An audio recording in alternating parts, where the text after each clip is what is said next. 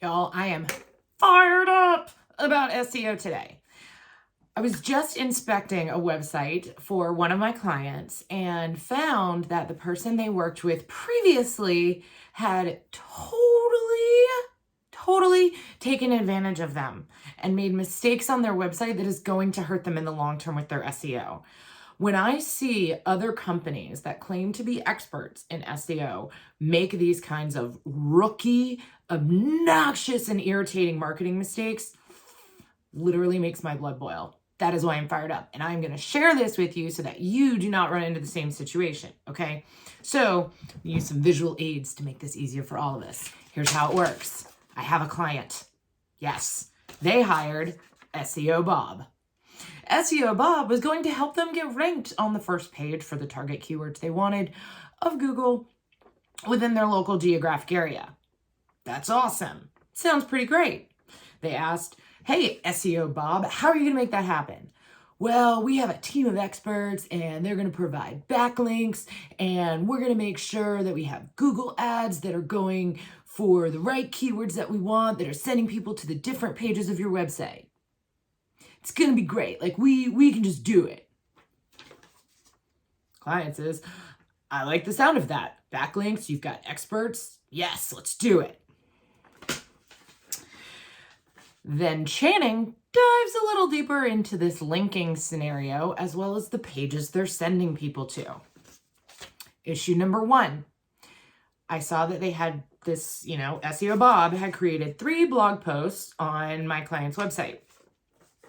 They did not follow the design tutorials that were provided to them though. And what happened with this? They were the worst user experience ever, right? Unfortunately, I had to then go back in and fix because there were 2 headers. The copy was really wide and it should have been more narrow. It was unreadable. So the ads that were being driven to this page were creating a terrible user experience, all right? And my client, being the incredibly busy people that they are, had handed things off to SEO Bob as the expert to do their job. And you know what he did? Not his job, right? Because the situation is this. What should have happened, and this is where your first lesson is going to be, is that whoever you hire to write content or update your website, you are the business owner. You need to be checking it. Okay? I mean that very seriously. Read through, make sure it's there. Maybe you don't know what you should be looking for. I'm going to tell you. Overall, literally, just look at the copy. Does it make sense for your business? Not any business, for your business. If my client had the time and the ability to look back at this, right, they would have also seen that there were 2 headers on that page and that the design did not match the rest of the website. Those are things that just a simple 2 to 3 minutes of scrolling over somebody's work before they publish, particularly in the beginning of an engagement with them, can easily be avoided, right? The next thing, as far as how the blog is actually written. If you are hiring someone to write content for you, and that is a very big part of SEO, right? Because SEO overall is all about looking at the keywords that you're targeting, how many people are coming to your website, how long are they staying on that page, right? Your design and the quality of the content is going to determine how long they're sticking around, and that is going to help factor into where you rank on search, okay? So you want to make sure that the content they're writing is actually relevant. I took a deeper dive into one of these blog posts. They literally quoted another company that is a competitor of my client. They then went one step further, and at the end of that blog post, the call to action they put in was, find your local insert service provider, company for assistance. Why on earth would my client's website want to have a call to action for someone to find any of their competitors? That call to action should have been, give us a call. So when I look at this, what that tells me is that this SEO Bob was creating content for anyone in my client's service field, not for my client's company. Okay. I realize you're busy, a business owner, totally understand. You still need to take the time until you can trust that they have written in your voice, because they are writing for your website and they're promoting your website and your services accurately. You need to be reading over the content other people are saying, okay? So we've just covered the fact that overall you need to double check the work of anyone that you're looking at. Make sure they're quoting you accurately. They're not stuffing keywords in there to help you rank that actually are going to hurt your overall brand image. Because in the end, even if you love working with this company, SEO Bob is not you. It's your company. It's your name on the door. You want to make sure that is a true representation of you, okay? The next thing SEO experts tend to talk about are backlinks, right? I mentioned this a little bit earlier.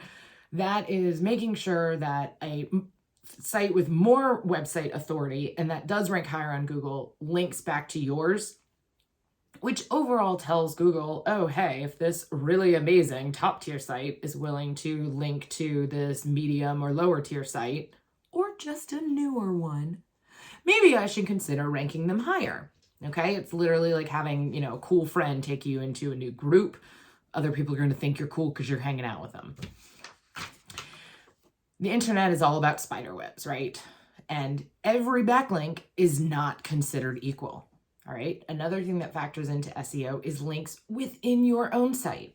So you don't always want to be sending people just to your contact page. Again, we're going to start a spider web of the internet. We need a mini spider web for your website. It starts with a blog post. Okay. Within that blog post, we are going to link out to our contact page if there's a call to action, to another blog post where there's a related topic, right? And maybe another blog post, and maybe one of your service pages, right? These are not all calls to action, but when you mention topics that are relevant to other blog posts, you hyperlink to them. We're creating that spider web. When there's an opportunity for a contact, you link there. When one of your services is actually mentioned within a keyword of that blog post, you link there. So this is that next step, right? We went from a single blog post and then we start creating our spider web. And also notice the arrows. Everything is going out. Then we take it a step further. And maybe one of these other blog posts starts linking to a different one. And maybe that one also links to the contact page, or it also links to the service page. This makes things a lot more intricate, okay? This helps with your SEO as well. If someone starts with this blog post and the only thing they link to is your homepage, why? Is there a link from that post to something else? Yes, but what value is it to send them to your homepage? Send them to something else they can learn about how awesome you are. Send them to the way that they can buy from you. These are more valuable linking, right?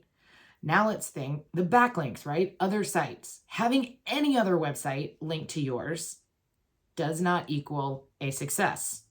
Case in point, I did see on one of my clients' blog posts that there were 2 links from another website, right? It's called a pingback in WordPress, you may have heard of, and it'll look like it's a comment, but it really is just an indication somebody else has linked to you. So I went to see where this other company or website had linked to them from. Like, what was the content that was linking back to us? Because we may not want to be linked with them. Sure enough, we don't. Because I looked at the other website and it had a whole bunch of blog posts on it. And it seemed like, okay, this is a clean design. They've got a lot of different topics here. Maybe it's just a news site and they quoted us. And then I started looking more closely. The social icons in the footer were not for the logo that's at the top of that website I was on. They were still linking to the original theme creator. The about page, where I would think I could learn about the owner of this website, also linked to a basic WordPress theme. This was not a real website. Well, I guess it physically existed, digitally existed. So it is a website, but it's not a real company. What exactly is the benefit there? Goose egg. Exactly. right? From the outside, it looked like, oh, there's another site that's linking to us. That's going to help us. Not if the other site is bogus, y'all. It's just, that's not how it works. Okay. So you want to make sure overall with this that you are asking, how are they going about getting these backlinks? Because it's very possible that this SEO company is not doing enough for your search engine optimization as you actually are. Because if you are writing blog posts and then you're sharing them on social media and then you're sending them out to your email list and you're driving traffic to your website, and maybe you're running some Facebook ads that also drive traffic to your website, you are doing more from a SEO perspective than they are. If you're running Google ads, if you are doing interviews with the media or pitching media and they're quoting you in a story about anything and linking back to your site, you are doing more to help your SEO than that company is. So don't let keyword stuffing and backlinks and I'll get you to the first page of Google really quickly. By the way, that does not happen. The only way that happens is when you actually pay through SEM, search engine marketing, to land on the top, right? This is not a situation you want to find yourself in. You are a small business owner. You are busy. I totally understand that. But unfortunately, that also means that you were vulnerable to being taken advantage by people who say, I'm going to take care of all of this for you. And we're just going to get you the backlinks and we're going to make sure you show up on Google and you don't have to worry about a thing. This case study example I just talked about are many of the things that can happen when you don't keep a close eye on it, particularly in the beginning. Now, once you have agreed that this person, whoever's writing the blog content for you and is writing the Facebook ads or the content that's going out into the world, once you're on the same page with them and you're like, yes, you get it. You understand my brand voice. You understand what I want to talk about. You don't have to read every single blog post. Okay. You don't have to read every single email if you don't want to.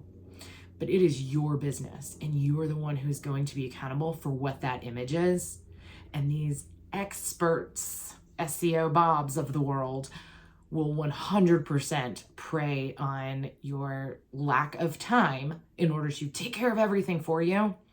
And then when you have a second to slow down, you'll realize you spent a lot of money every single month for someone to put bogus links on your site, content that's not laid out pretty and doesn't represent your brand, and a brand voice that just doesn't add up.